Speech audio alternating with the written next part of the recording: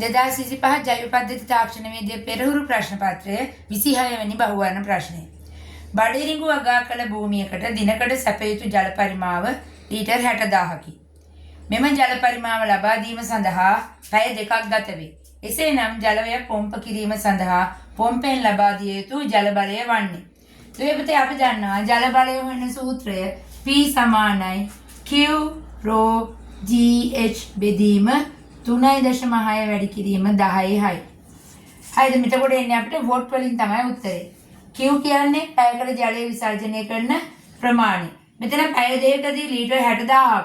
එහෙනම් පැයකට ලීටර් 30000යි. ρ කියන්නේ ජලයේ ඝනත්වය. ඝන මීටරයට කිලෝග්‍රෑම් 1000යි. G කියන්නේ ගුරුත්වාකර්ෂණ ත්වරණය. මේක දීලා තියෙනවා ගුරුත්වාකර්ෂණ ත්වරණය 10යි ms ඍණ 2 කියලා.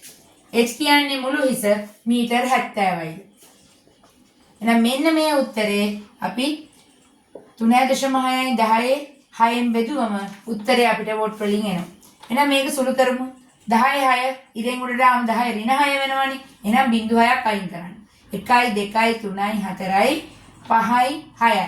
මේ 6ට කැපුණා. එතකොට බලන්න ඉතුරු වෙන්නේ 3යි 1යි 2යි 3යි.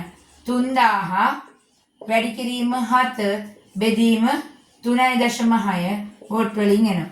එතකොට 21000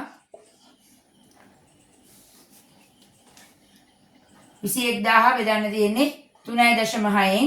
හැබැයි මෙතන එන්නේ වෝට් වලින්. අපේ පිළිතුරු සියල්ල දීලා තියෙන කිලෝ වෝට් වලින් නිසා මම මේක කිලෝ කරන්න 1000න් බෙදනවා. 1යි 2යි 3යි බිංදු 3ක් කැපුණා. එහෙනම් අපිට එන්නේ 21 බෙදීම 3.6යි කිලෝ වෝට්. දුවේ පුතේ 21 3.6න් බෙදමු. මම 210 36න් බෙදමු.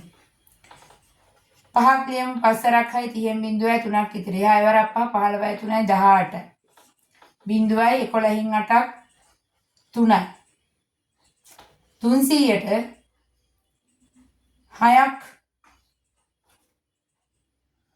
6ක් මදි නේද? 8ක් විතරනේ. බලමු 8 වරක් 6 6 වරක් 8 48න් 8යි 4ක් ඉතිරි 8 වරක් 3 24යි 4යි 28යි.